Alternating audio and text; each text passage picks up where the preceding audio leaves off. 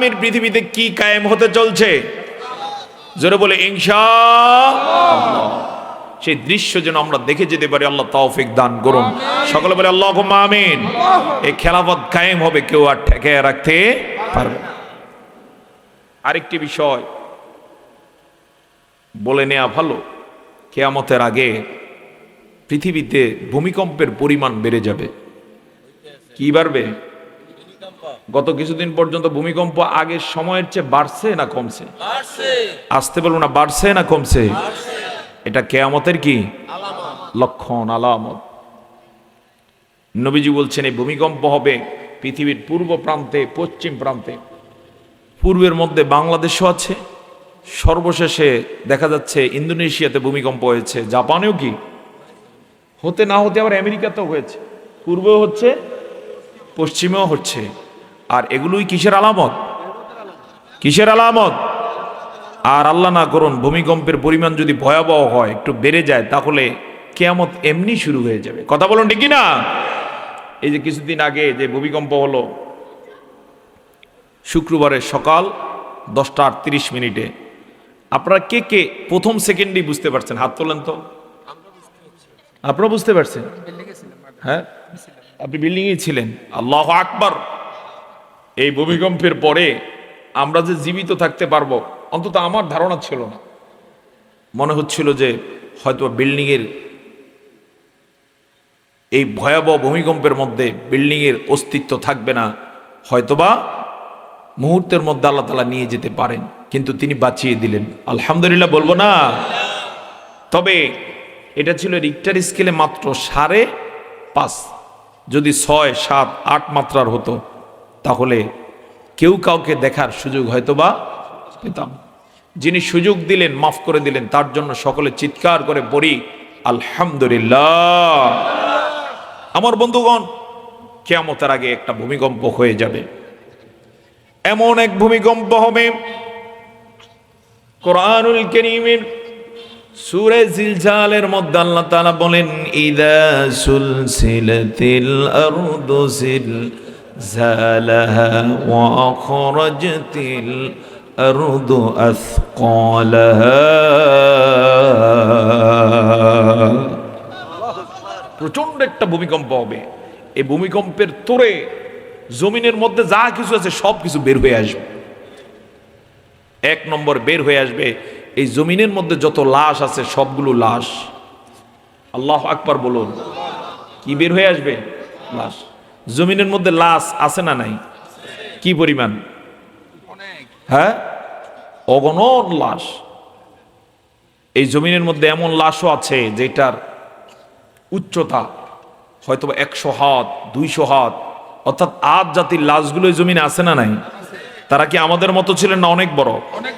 আমি ইতিহাসে এমন জাতির নিউজও পড়েছি যারা সমুদ্রের মধ্যে, যেমন নীল নদ মিশরের, এই সমুদ্রে মাছ ধরতো, কোমর পরিমাণ পানি হইতো।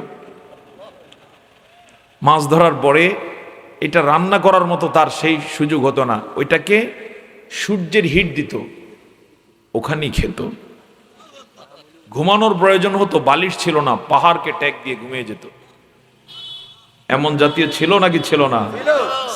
কোরআন এই জাতীয় বক্তব্য আছে না নাই? কোথায় তারা আজকে? ক্ষমতায়? কোথায়? মাটির নিচে আল্লাহ তাআলা সাফা করে ফেলছে। সুবহানাল্লাহ বলবেন না? যত বড় ক্ষমতাধরই হোক না কেন, সবশেষ ঠিকানা কোথায়? যখন প্রচন্ড একটা ভূমিকম্প হবে, ওই লাশগুলো সেদিন সব বের হয়ে আসবে। শুধু লাশ বের হবে না, সবকে আল্লাহ তাআলা জেতা করে ফেলবেন। জবান ছেড়ে বলুন সুবহানাল্লাহ। আমার বন্ধুগণ, শুধু তাই নয়, যেদিন প্রচন্ড ভূমিকম্প হয়ে যাবে, এই জমিনের মধ্যে যত শত সহস্র টন হীরা আছে, সোনা আছে, বিভিন্ন দামি দামি জিনিস আছে, ভূমিকম্পের মধ্য দিয়ে সেগুলো সামনে বের হয়ে আসবে। আরেকটা জিনিস বের হয়ে আসবে, কান কারা করে শুনুন।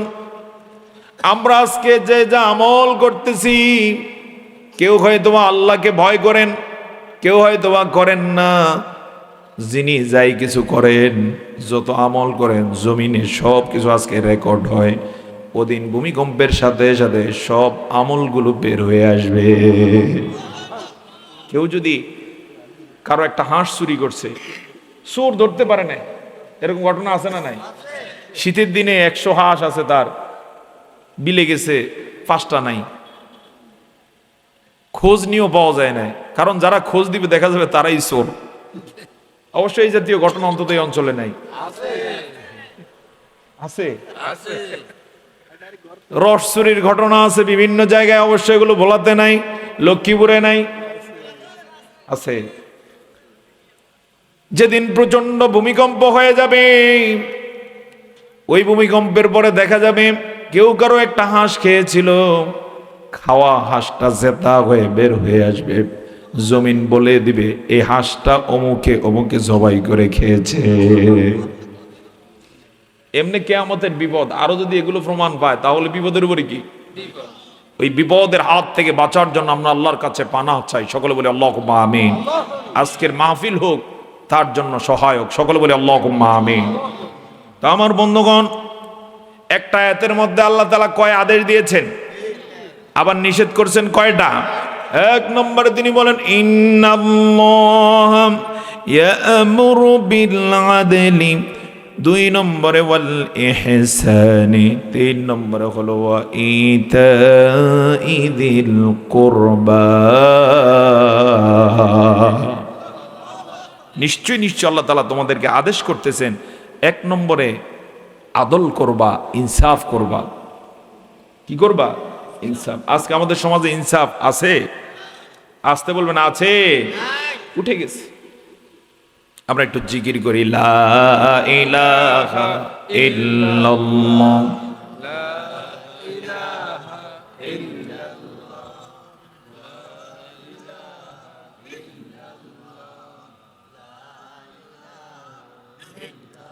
জবান ছেড়ে লা ইলাহা ইল্লাল্লাহ, সুবহানাল্লাহ ওয়ালহামদুলিল্লাহ, লা ইলাহা ইল্লাল্লাহ, লা ইলাহা ইল্লাল্লাহ, মুহাম্মাদুর রাসূলুল্লাহ সাল্লাল্লাহু আলাইহি ওয়াসাল্লাম। আল্লাহ তাআলা 3টা আদেশের 1 নম্বরে বলছেন ইনসাফ করবা। কেউ যদি ইনসাফ করে সেখানে বরকত আছে না নাই? কেউ যদি ইনসাফ করে, জাস্টিস করে, সেখানে রহমত আছে না নাই? একটা উদাহরণ দিলে বুঝবেন। মুসলিম জাহানের একজন কাজী ছিলেন, তার নাম হলো কাজী সুরাই রাদিয়াল্লাহু তাআলা আনহু। তার বিষয়ে ইতিহাসে পাওয়া যায় তিনি এত কড়া বিচারপতি ছিলেন। একবার হযরতে আলী রাদিয়াল্লাহু তাআলা আনহুর বর্ম হারিয়ে যায়। অনেক খোঁজাখুঁজির পরে বর্মটা পাইলেন এক ইহুদির কাছে। যে সময় বর্মটা পেলেন সেই সময় তিনি হলেন মুসলিম জাহানের খলিফা। পাওয়ার আছে না নাই? খলিফাদের পাওয়ার আছে না নাই? কেউ আবার এইটা ভাববেন না কতটুকু আর ক্ষমতা আমাদের। এই এলাকা তো খলিফা আছে, বিভিন্ন এলাকায় এখন খলিফা আছে না নাই? কি খলিফা? হ্যাঁ, মুসলিম জাহানের খলিফা। হ্যাঁ, মুসলিম জাহানের খলিফা ওই যে জামা কাপড় শিলাইন্না খলিফা, এই খলিফা না। এমন খলিফা যিনি গোটা পৃথিবী একত্রে এককভাবে শাসন করছেন। সেই সময়ে তার বর্মটা পাওয়া গেল এক ইহুদির কাছে।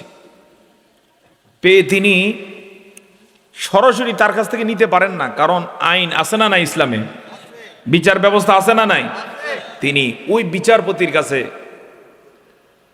মামলা রুজু করলেন, জানালেন যে আমার বর্মটা তার কাছে পাওয়া গেছে। তাকে তলব করা হলো। যখন মামলা দেওয়া হলো, এখন কাজী সুরাই তিনি বললেন, আমিরুল মুমিনিন, আপনার মামলাকে গ্রহণ করার জন্য 2 জন সাক্ষী দরকার, সাক্ষী দেন। উনি বললেন, 1 নম্বরে আমার সাক্ষী হচ্ছে আমার বড় ছেলে হাসান। কি নাম? হাসান। তাৎক্ষণিক বিচারপতি বললেন, বাবার পক্ষে ছেলের সাক্ষ্য ইসলামে গ্রহণযোগ্য না। আরেকজন দেন। বললেন যে আমার সেক্রেটারি। বললেন হ্যাঁ, তাকে রিসিভ করা হলো। আরেকজন দেন। বললেন আর নাই।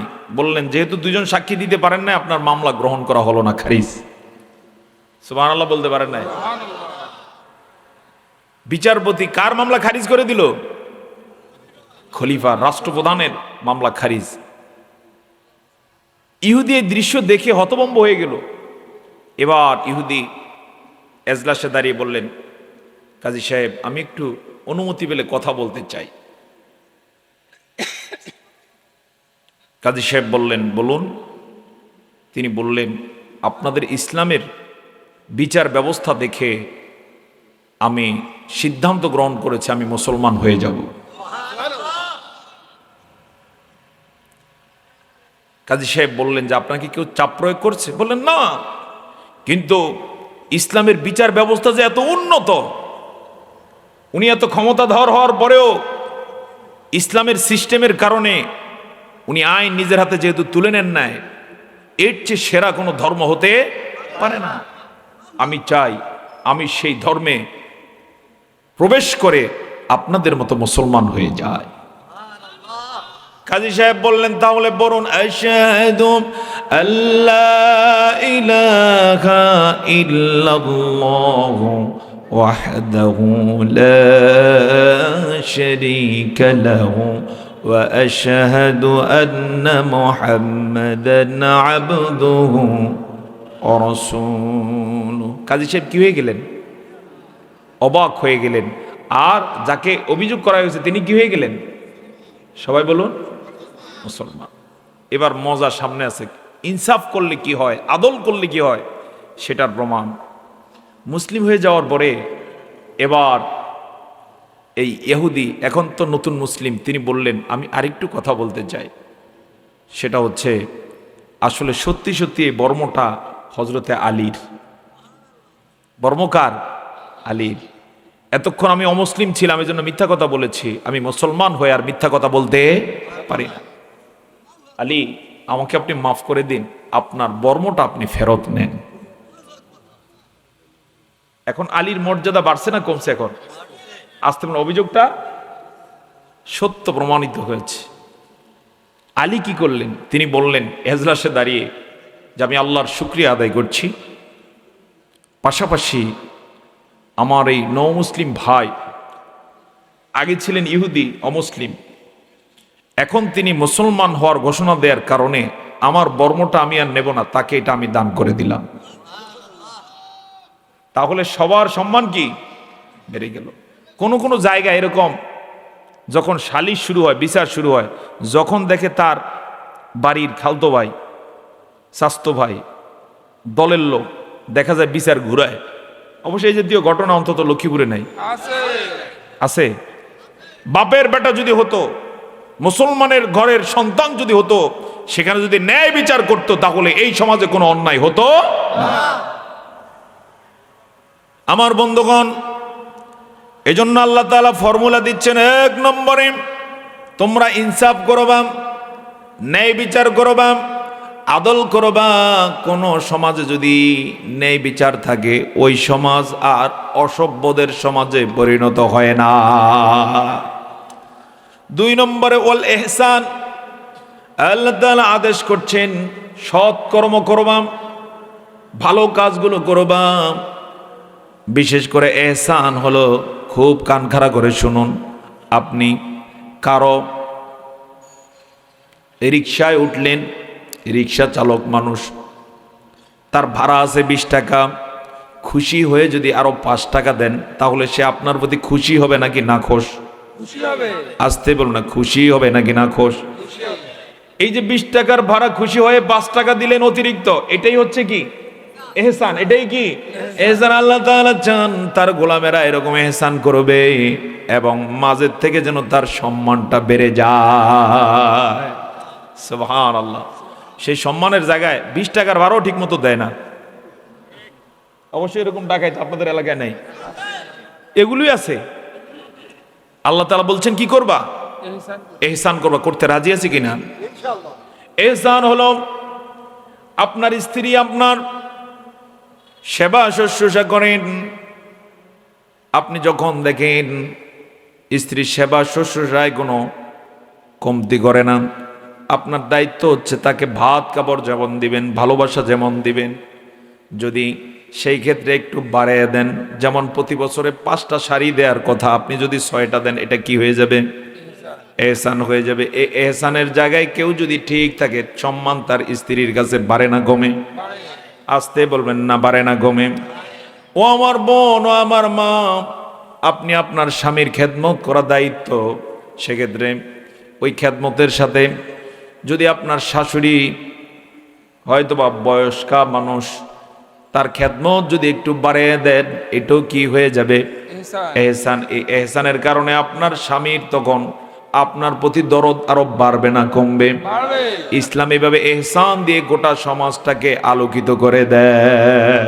জোরে জোরে বলুন না সুবহানাল্লাহ। আমরা এহসানের জায়গায় কাজ করতে রাজি আছি কিনা ইনশাআল্লাহ? এক্ষেত্রে ভিন্ন একটু বক্তব্য আছে। একদিন জিবরাইল আলাইহিস সালাম নবীজির কাছে এলেন মানুষের ছবি ধরে। কার ছবি? এসে একেবারে এভাবে মজলিসের পিছন থেকে এসে নবীজি এখানে বসা, নবীজির কাছে এসে ফাসনাদা রুকবাতাইহি ইলা রুকবাতাইহি ওয়াদা কাফাইহি আলা ফাখিজাই, সহিহ বুখারীর বর্ণনা। এসে প্রথম দিকে লোকেরা মনে করছে কোনো পথিক বুঝি, কুচকুচে কালো চুল, শুভ্র সাদা পোশাক, দেখতে সুঠাম দেহের অধিকারী এক যুবক, পথিক পথিক মনে হয়। কিন্তু দেখলেন এসে নবীজির হাঁটুর সাথে হাঁটু লাগিয়ে দিস আত্মায়াতুতে বসে। তখন অবাক হয়ে গেল যে পথিক হলে এত বড় সাহস পেল কেমনে। একেবারে নবীজির সামনে এসে কয়েকটা প্রশ্ন করলেন, কাট কাট। এর মধ্যে একটা প্রশ্ন করলেন, আখবিরিনি আনিল এহসান, আমাকে এহসান সম্পর্কে, উত্তম কাজ সম্পর্কে অবহিত করুন। আল্লাহর পয়গম্বর বললেন, আন তা'বুদাল্লাহ, তুমি আল্লাহর ইবাদত এমন ভাবে করবে, কাআন্নাকা তারা, যেন তুমি আল্লাহকে দেখতে পাও। আর যদি তুমি আল্লাহকে দেখতে নাও পাও, তাহলে জেনে নিও আল্লাহ তোমাকে দেখতে পান। এই যে আমরা এখানে বসছি, আল্লাহ আমাদেরকে দেখেন নাকি দেখেন না? অবশ্য যারা এখন ঘুমিয়ে গেছে শুধু আল্লাহ তাদেরকে দেখে না। রাস্তায় রাস্তায় যারা হাঁটে শুধু আল্লাহ তাদেরকে দেখেন না, সবারে দেখে। হ্যাঁ, কে কোথায় কি করে না করে সব তিনি দেখেন নাকি দেখেন না? এটা তো নরমাল। প্রশান্ত মহাসাগরের তলদেশে, আটলান্টিকের তলদেশে আজকের প্রাণীতত্ত্ববিদরা গবেষণা করে বের করেছেন 6 কিলোমিটার নিচে, 7 কিলোমিটার নিচে যাওয়ার পরে সেখানে এমন এমন পোকা পাওয়া যায় যে পোকার মুখে এমন ঘাস আছে যেটা ওখানে আশেপাশে নাই। তারা প্রমাণ করেছেন একজন স্রষ্টা আছে, তিনি ওই তলদেশেও ঘাস পৌঁছে তাদের বাঁচার ব্যবস্থা করে। তিনি কে? এত আস্তে জবান ছেড়ে বলুন, তিনি কে? তিনি সব কিছু দেখতে পান নাকি পান না? নবীজি বলছেন, এজন্য তুমি এমন ধারণা রেখো তিনি তোমাকে দেখতে পান। এই চিন্তাটা যদি আমার দেশে চোরারা করত, যারা কলমের খোসা দিয়ে কোটি কোটি টাকা মানুষের বিদেশে পাচার করে দেয়, এরকম চোর আছে না নাই? যদি এই জাতীয় মাহফিলে আসতো, নবীজির হাদিস কোনোদিন জানতো, আমি বিশ্বাস করি সে আর মানুষের একটা টাকাও লুট করতো না। এজন্য এই মাহফিল বড় বেশি প্রয়োজন। এই কোরআনের প্রয়োজন আছে না নাই? ওই চোরগুলো সাধারণত কোরআন সংসদে যাক চায় না, যারা এইভাবে কলমের খোসা দিয়ে টাকা কি করতে চায়? চুরি করতে চায়। তো ইহসানের একটা পার্ট হচ্ছে আল্লাহর ইবাদত এমন ভাবে করতে হবে যেন আমরা কাকে দেখতে পাই। সব সময় এই ধারণা রাখবেন, আমি আল্লাহকে দেখতে পাচ্ছি। যদিও এটা অনেক উচ্চাঙ্গের কথা, কথাটা কি অনেক উঁচু মাপের কথা, যে আমি যেখানেই থাকি না কেন যেন ধারণাটা এমন থাকে, আমি কাকে দেখতে পাই। আমরা যখন নামাজ পড়ি, বলেন তো কার সামনে দাঁড়াই? এত আস্তে জবান ছাড়ুন, বলুন কার সামনে? সুবহানাল্লাহ। যখন বলি আল্লাহু আকবার, এক পর্যায়ে বলি ইয়্যাকা না'বুদু ওয়া ইয়্যাকা নাস্তাঈন, you we worship and you we ask for help. আমরা একমাত্র তোমারই ইবাদত করি, একমাত্র তোমারই সাহায্য চাই, এই যে তোমাকে, তোমারই, এই জাতীয় কথা কার শানে বলি? যিনি সামনে আছেন, যাকে দেখতে পাই। জোরে জোরে বলুন সুবহানাল্লাহ। তবে আমরা ইমানের দিক থেকে ওই মানে না হওয়ার কারণে, ওই উঁচু মর্যাদায় পৌঁছতে না পাওয়ার কারণে আমরা আল্লাহকে যেন দেখি না। এজন্য নবীজি বলে দিয়েছেন, তুমি যদি ওই মানের হতে নাও পারো, তবে তুমি জেনে নিও, তুমি আল্লাহকে দেখতে পাও আর না পাও, আল্লাহ তোমাকে দেখতে পাও। সুবহানাল্লাহ, সুবহানাল্লাহ। এই জন্য ইসলামে নামাজ আছে না নাই? যারা মানুষের টাকা চুরি করে এরা নামাজও ঠিক মতো পড়ে না। হ্যাঁ, তাহলে তো চুরি করতো। আগামীর সংসদে নামাজের বিল আসুক, আমরা চাই। আগামীর সংসদে নামাজ কায়েম হোক, আমরা চাই। যিনি প্রধানমন্ত্রী হবেন তিনি যেন ওখানে আজানের সাথে সাথে নামাজ ইমামতি করতে পারেন, এমন নেতা আমরা পৌঁছাতে চাই। লক্ষ্মীপুর থেকে আপনারা পারবেন কিনা? এই সাহস কার কার আছে? হাত তোলেন।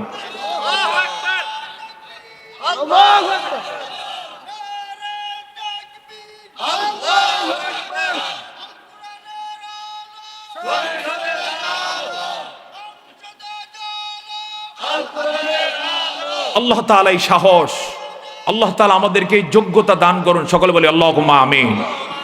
যদি হয় আমাদের প্রধানমন্ত্রী যদি নামাজের ইমামতি করতে পারেন, আপনি মনে করেন তো কেমন হবে পরিবেশটা? কেমন হবে? কেমন হবে? ইনশাআল্লাহ তখন ওই যে আবু সুফিয়ানের মতো ভুল ভেঙে যাবে।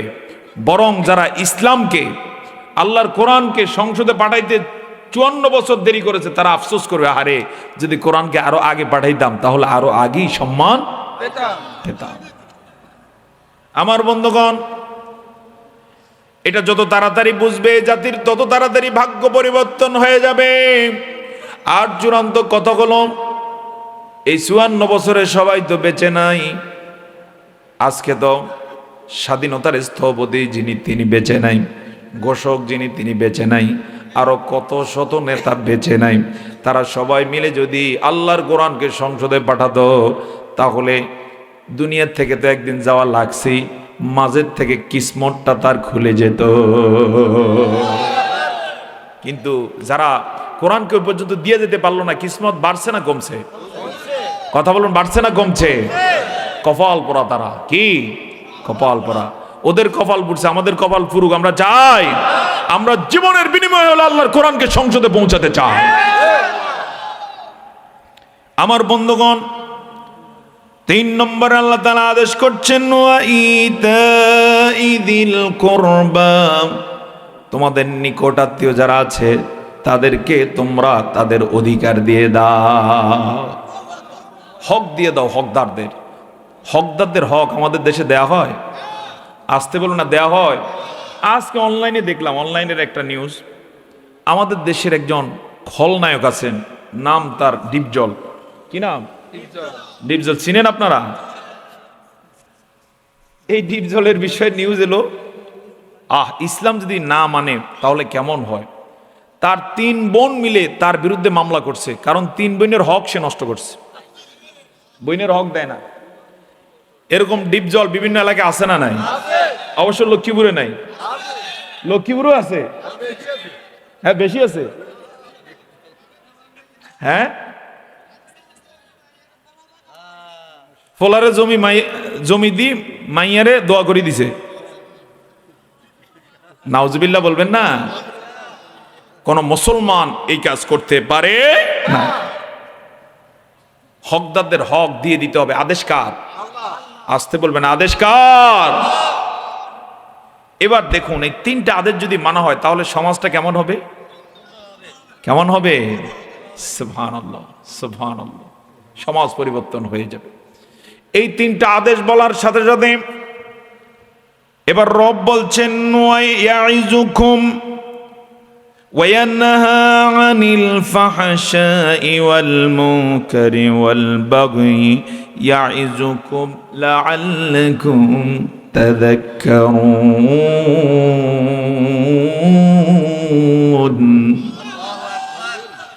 1 নম্বরে এবার তিনি নিষেধ করতেছেন, কোনো ফাহিশা কাজ করবা না। জোরে বলুন সুবহানাল্লাহ। বেপরদায় চলবা না, হারাম কাজের কাছে যাবা না, অশ্লীলতা বেহায়াপনা এগুলো কখনো তোমরা করবা না, ওয়াল মুনকার নিষিদ্ধ কাজগুলো তোমরা করবা না। ইসলামে নিষিদ্ধ কিছু কাজ আছে না নাই? সুদ খাওয়া, সুদ খাওয়া আদেশ না নিষেধ? ঘুষ খাওয়া, বেপরদায় চলা, হারাম খাওয়া। আজকের পত্রিকার নিউজ, রাজশাহীতে জামায়াতের একজন কর্মী এক ভদ্রলোককে সুদ খেতে নিষেধ করেছেন, যার কারণে তাকে ওখানে ভয়াবহ আক্রমণ করেছে এবং সন্ধ্যা পর্যন্ত নিউজ হলে তিনি শহীদ হয়ে গেছে।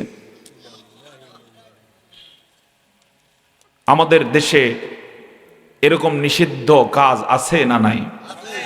আল্লাহ তাআলা নিষিদ্ধ কাজ থেকে কি করেছেন? বিরত থাকার জন্য বলেছেন। আমার বন্ধুগণ, 3 নম্বরে আল্লাহ তাআলা বলেছেন ওয়াল বাগি, সীমা লঙ্ঘন করবা না। সীমা যদি ছাড়িয়ে যায় কেউ হয়তো বা কিছু বলবে না, একজন ধরার মতো ক্ষমতা আছে না নাই? তিনি কে? আসতে বলবেন না তিনি কে? তিনি সময় মতো ধরেন নাকি ধরেন না? আল্লাহ তাআলা সাধারণত ধরেন না, ধরলে কিন্তু তিনি আর ছাড়েন না। আল্লাহ তাআলা বলেন ইন্না বাতুশা রাব্বিকা লাশাদীদ ইন্নাহু হুয়া ইউবদিউ ওয়া ইউঈদ। তোমার রবের ধরা বড় কি কঠিন, বড় কঠিন। যেমন আওয়ামী লীগকে আল্লাহ সুযোগ দিয়েছেন 5 বছর না, কয় বছর? 15.5 বছর পর্যন্ত সুযোগ দিয়েছেন, কিন্তু যখন বাড়াবাড়ির সীমা ছাড়িয়ে গিয়েছে, আল্লামা সাঈদীদের শুধু হত্যা করেই তারা থামে নাই, তাদের জানাজাটা পর্যন্ত ঢাকায় পড়তে দেয় নাই। আছে না নাই? সেদিন এই দৃশ্য এখনো চোখে ভাসে। অনেক আশা নিয়ে ফজরের সময় জানাজা পড়তে গেছি, আমাদেরকে জানাজা দূরের কথা, ফজরের নামাজ পর্যন্ত পড়তে দেয় না ঢাকায়। দেয় নাই, জানাজা পর্যন্ত পড়তে দেয় নাই। আর আল্লাহর কি ক্ষমতা, ওদেরকে ক্ষমতা থেকে শুধু নামিয়ে দিয়েছেন, বিষয়টা এমন না দেশে এখন দাঁড়াইতে দেন না। ক্ষমতা কার? আসতে বলবেন না, ক্ষমতা কার? এজন্য নতুন করে যারা আবার চক্রান্ত ষড়যন্ত্র শুরু করেছেন, ওখান থেকে শিক্ষা গ্রহণ করুন। কারণ আল্লাহ তাআলা কোনো বাড়াবাড়ি বরদাস্ত করেন না। এগুলো আল্লাহ তাআলার শানে কখন আপনি দেখবেন না যে ছেড়ে দিয়েছেন। তিনি ধরেন নাকি ধরেন না? সাধারণত ধরেন না, ধরলে কিন্তু ছাড়েন না। আমার বন্ধুগণ, 6টা পয়েন্ট বলা শেষ করেছি সংক্ষেপে। এবারে মজার বিষয়, তিনি বলছেন ইয়াইজুকুম লাআল্লাকুম তাযাক্কারুন।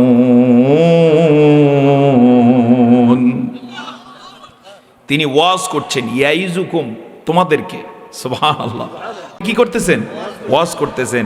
আশা করা যায় তোমরা জিকির করবা, আশা করা যায় তোমরা স্মরণ করবা। আমরা স্মরণ করব নাকি করব না? আসতে বলবো না, স্মরণ করব নাকি করব না?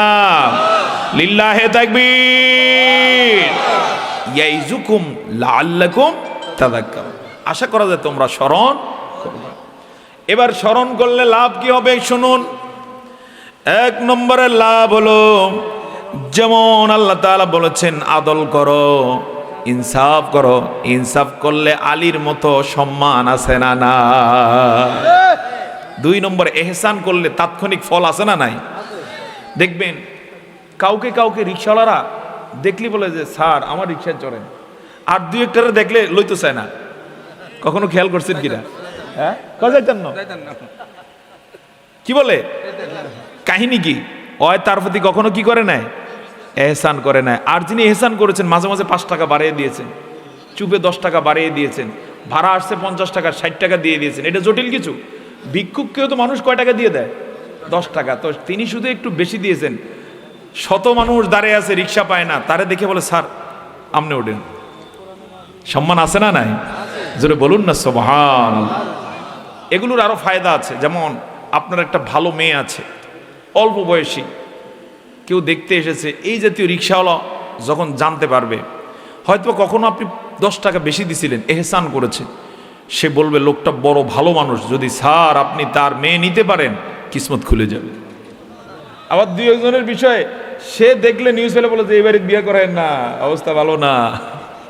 আছে না নাই? এই জন্য এহসানের বরকত আপনি অটো নগদ পেয়ে যাবেন। সুবহানাল্লাহ। আমরা এই জন্য কি করব? সবাই বলুন কি করব? এহসান করব। কোরআনে কিন্তু আল্লাহ তাআলা ইনফরমেশন দিয়েছেন, হাল জাযাউল ইহসানি ইল্লাল ইহসান। কেউ যদি এহসান করে তার প্রতিদান এহসান ছাড়া আর কি হতে পারে? অর্থাৎ আল্লাহ তাকে উত্তম কিছুই দিয়ে দিবে।